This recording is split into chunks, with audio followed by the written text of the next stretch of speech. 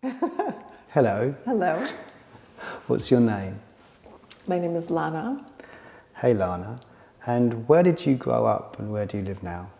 I grew up in Virginia, in the mountains, and I live in Amsterdam, the Netherlands. Okay, lovely. And what has been the predominant or main spiritual contemplative practice of your life? Yoga. Can you tell me more about that? Yeah, sure. Well, I grew up an atheist. I think because my parents were raised strict Catholic, like a lot of people in the south of the Netherlands. And when they immigrated to the United States, they didn't want to impose that on their children.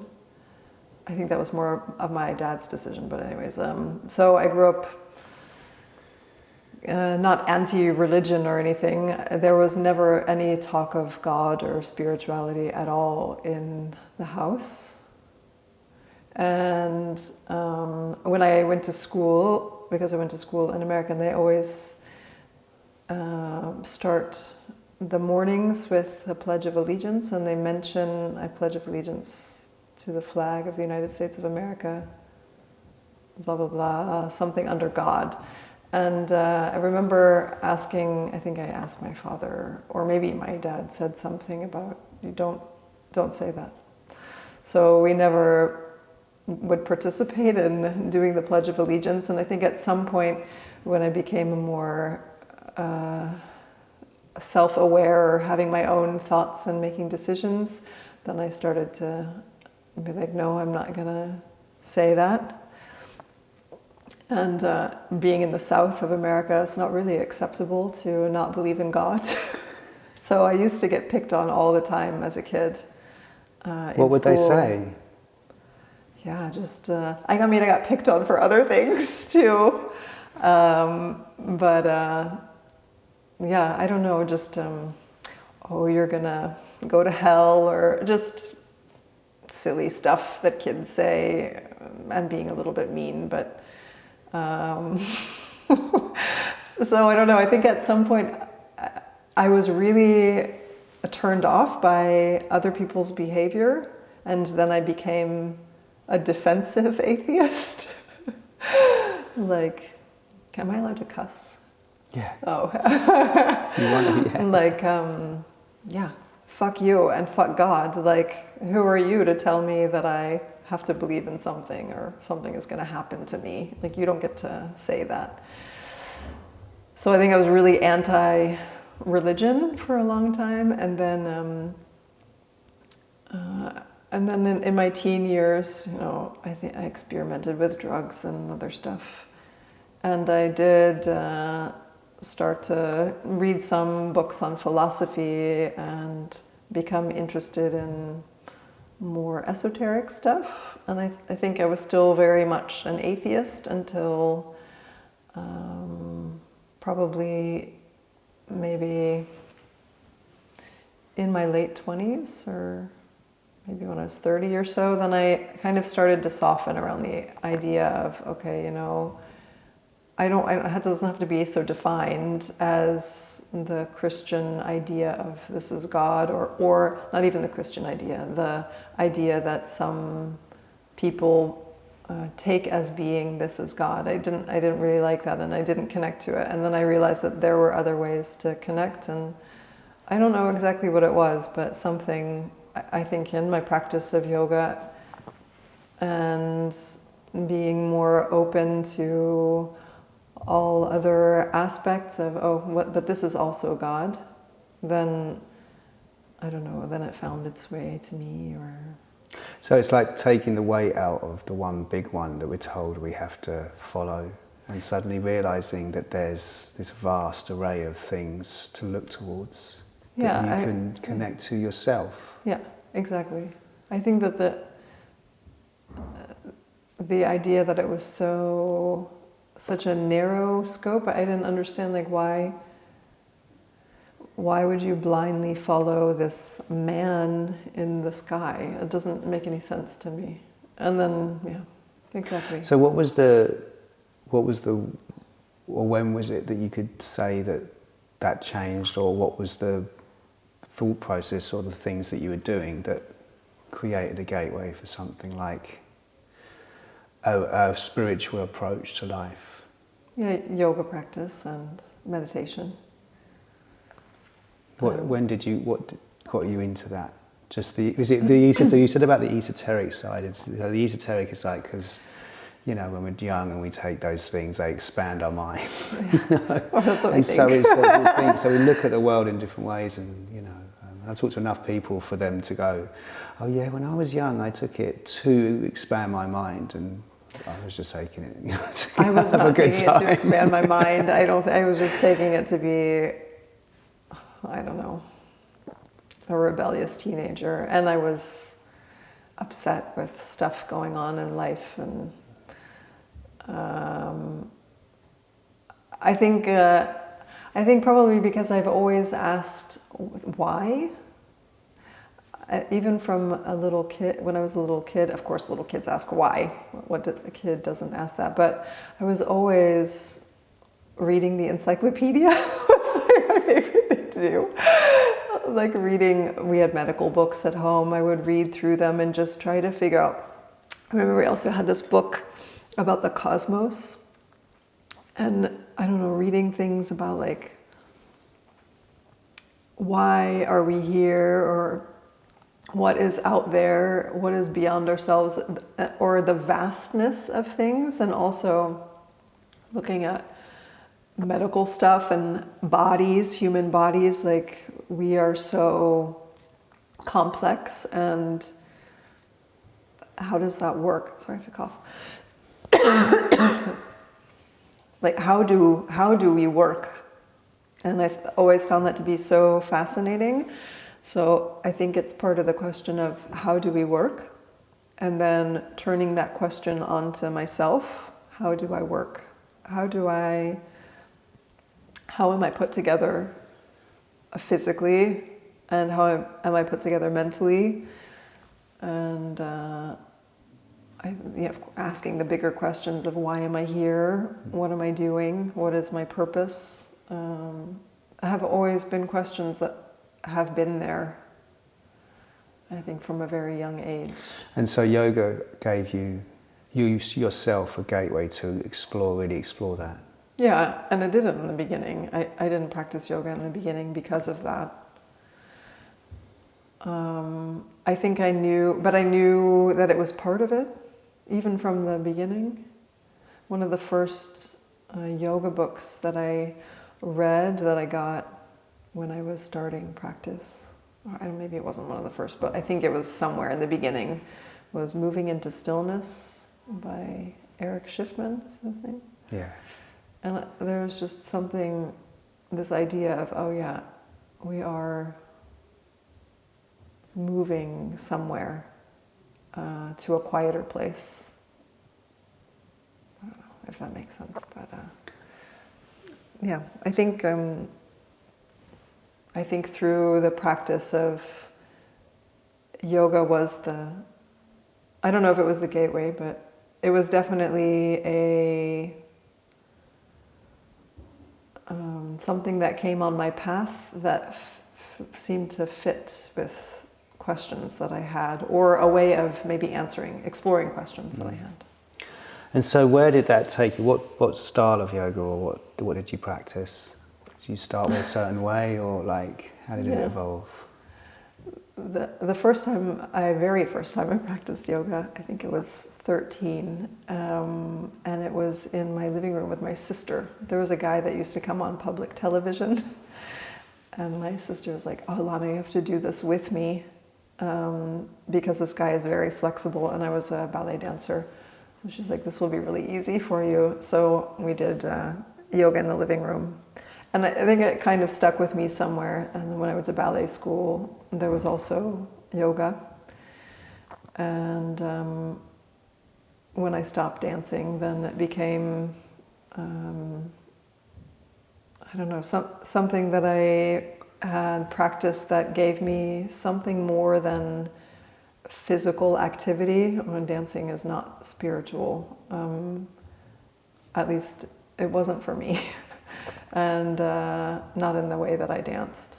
And running was also not really spiritual, though sure I could quiet my mind. There was something about moving and breathing. The breathing really just clicked. So I started with Ashtanga. One of my first teachers was a student of Manju Joyce. And I also practiced vinyasa. And for a while I practiced Iyengar, and then I went back to vinyasa and Ashtanga. Mm. And so how's the Ashtanga practice evolved for you over the years since, like... Yeah, I think it was the one practice that I felt, I really like structure. And I also didn't have to, I appreciated the fact that I didn't have to think about what was coming, and I could just step on my mat and see what showed up. And I also really loved the physicality of it. I've always been really physical, and I love that. And it made me feel strong, and it was quite easy for me to progress. And the ballet, right? Yeah, what? The ballet, right? Yeah. I mean, I think there was part of it, and I was like, oh, I can do that. Oh, I can do that. It was pretty easy, and it felt really good. It just felt really good in my body. Yeah, up to a point, and then it stopped feeling so good. But yeah, how did it progress?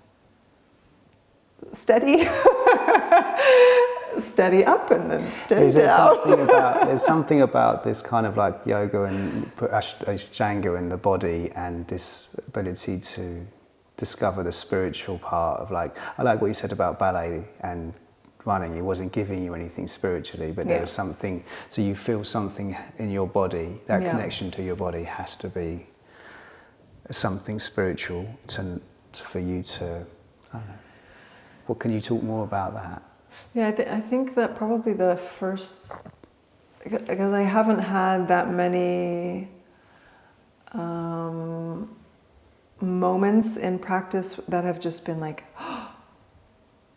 mind-blowing or hugely opening, really profound, let's say. But I do remember one time when I was practicing, and I was in the standing sequence, moving through Virabhadrasana. I was in A, and then A to the left, B to the left, B to the right. And when I landed on the right side, all of a sudden I felt, I had the really strong visual of blue sky and clouds in my pelvis. And it almost shocked me. I almost was like, what was that? I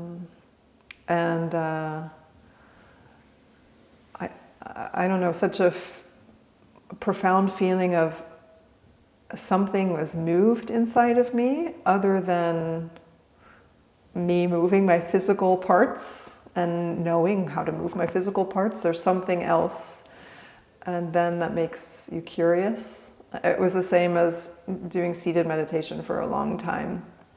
And then all of a sudden in seated meditation, I remember clearly one day sitting, and then all of a sudden it was like I was this vastness.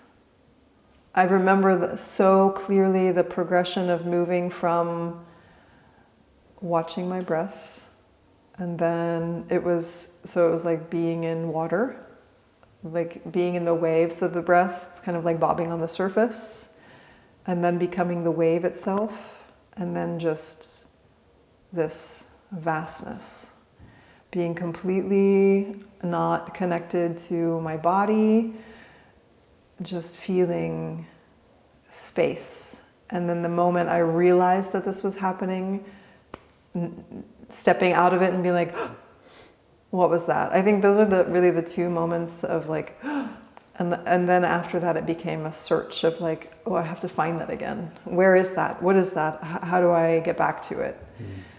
And then kind of exploring, well, what is that? And I think at some point, right, you explore because you want to get it back. And then you realize, well, that's not the way that you get it back, by trying to get it back or trying to recreate some specific experience. So just understanding and being open to what might arise, and kind of understanding that, then understanding more the more subtle aspects of practice. I think that came though because of physical stuff in my body that was going on also. And I think I'd like to, like you just said a moment ago, there was a up and then there was a down. Yeah. I'd like to just lean into that a little bit about what was the down. Yeah, well, so a number of years ago, I had a recurrent pain in my hip, and that stayed for a really long time. It was probably an old dance injury, and the way I used to practice Ashtanga was not very nice to myself and not very nice to my body. And I wasn't really paying attention. Things got worse and worse and worse. So eventually I had to have hip surgery. But even before that, I would practice and my body would just hurt, really hurt. And I wasn't used to that because my body has never hurt like that. And then you really have to scale things back and adjust how you're doing things and really pay attention. Am I hurting myself? And this feeling that your body is turning its back on you, all that stuff. So anyways, I had hip surgery. So then I already experienced this setback or whatever. And then after surgery, I worked my way back into my practice and I was fine. And then I got an autoimmune disease, which really knocked me out. And after that, I never really recovered. Well, even before this stuff was happening, there was other stuff happening in my body that I didn't quite understand. And I only understand now because I have an answer as to what was going on. But for many years, many years, even before the autoimmune disease, I always had this feeling of, I'll segue into an article that I read from Eddie Stern talking about people talk about get my practice back after something happens. I need to get my practice back. And I really had this feeling of I can't get my practice back. I cannot return to the level of strength and the level of feeling of power in my body that I used to have. I was always tired when I was practicing. My body really hurt. I was having constant pain and I was losing function in some of my muscles. And it was really subtle and slow progressing. Anyways, long story, a little shorter, is that I finally, after years and years of trying to figure out what was going on, I finally got a diagnosis that I have a form of muscular dystrophy. And then I was like, oh, that makes sense. For so long feeling like I just didn't feel good in my body. And practice didn't feel good. And trying to figure out what I could do in practice that would feel good, and adapting everything and modifying things, taking things out, adding things in, switching things around. I mean, you name it, I tried it, and things weren't working, or I couldn't explain what was happening in my body and why practice no longer felt good. I think at the beginning of this whole journey years ago, I really started to understand that I can't practice for my physical body. That is not the thing that is going to help me. that is not where my focus needs to lie. I need to lose it. I remember Gretchen Suarez, at some point, she said to me, she was like, well, Lana, we're all going to die. This body is going to disintegrate. Like, you're going to have to say goodbye to it at some point. And I went through a lot of big grieving process. And I think in that process, I started to understand, like, I'm not practicing to advance physically, but I'm practicing to look at myself and go inward and see if I can help myself energetically. And yeah, I don't want to say heal myself. That's not what I want to say, but more, yeah, I think help and support myself energetically. What can I do in a different way to feel more of what I'm doing in the sense of the subtle, more subtle body? And so when practicing Ashtanga, like it's interesting you said I went through a grieving process. When you came out of that, what did you discover? What did you find was possible in relationship to that, getting to know yourself through this practice? Yeah, I think the grieving process is that, I was saying it in class the other day, I think it's so tangible to me now, this idea that everything is transient. And even when we step on our mat and do Ashtanga yoga, which is repeating things over and over again, I mean, even if you approach that differently like I do now, I take stuff away, I don't do so much stuff with my arms and blah, blah, blah. You do still repeat things, but it is not the same. There's no day that is the same. And you can make the same shape with your body, or no, I shouldn't say it that way. You can intend to make a shape with your body that's not the same as, my shape is not the same as your shape. It's not the same as somebody else's, but the energetic intention of that can really, can still be there, even if the shape isn't there. And then all of the observation of all of the stuff around that. So I think that's the biggest, is that clear? What does the, if you don't mind me asking, what's the long term with muscular dystrophy? What's the long term prognosis? What does the future look like with that disease? Yeah, so it's a slow, progressive, degenerative disease. So I will slowly lose function of more and more muscles. Predominantly, the type of dystrophy that I have will affect my face and my shoulder girdle and my upper arm. And those effects are already clear for some muscles in my upper body. And then also kind of random other muscles in my body.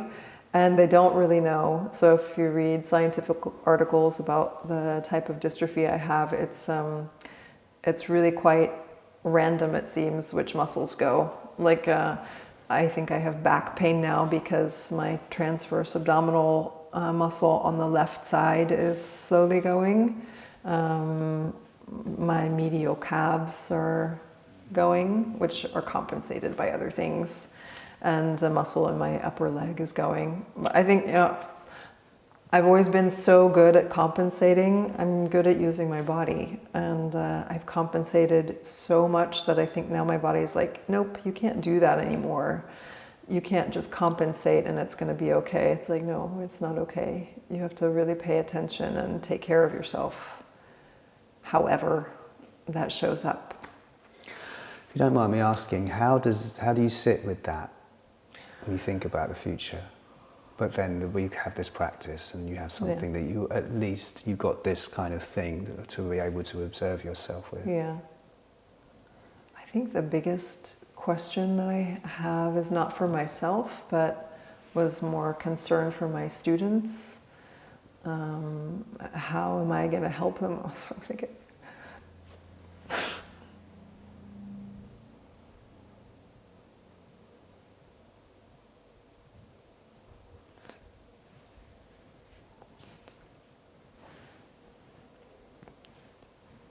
How can I serve them? And to be able to still serve them, I think, is really important for me. And for me and myself, I'm kind of okay with it. I know I don't assist as much as I used to, and I feel bad about that. There's some guilt. But I think for me, I'm really okay. I know that it'll be okay. I'm really comfortable now with my body. Actually, I think for the first time in my life, I really love it. And I think that somewhere inside me, I know that the practice is the practice, and it will always find a way to support me. And it's always going to be a journey to figure out how that works. But I'm not so really concerned about myself. I'll be fine. Thank you for sharing that, Lana. What would you like to share about all of this practice, all of this discovery about yourself? What would you like to share that you learned with others? What's one thing? What would I like to share?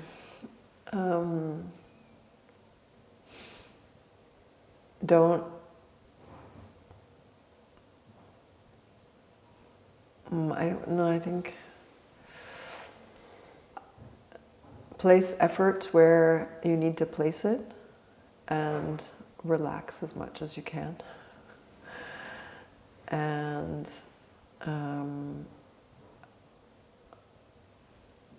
feel as much as you possibly can so that you can begin to understand what you need. If I look back, it's really funny. I think if I look back now at things that people have said to me in my life, I can see how they led me to this point. I even remember David Kyle saying to me, "But Lana, you already know. Like, you already know what's best. You already know what to do." And I remember that really kind of pissed me off when he said that to me, because I was like, no, I want you to tell me.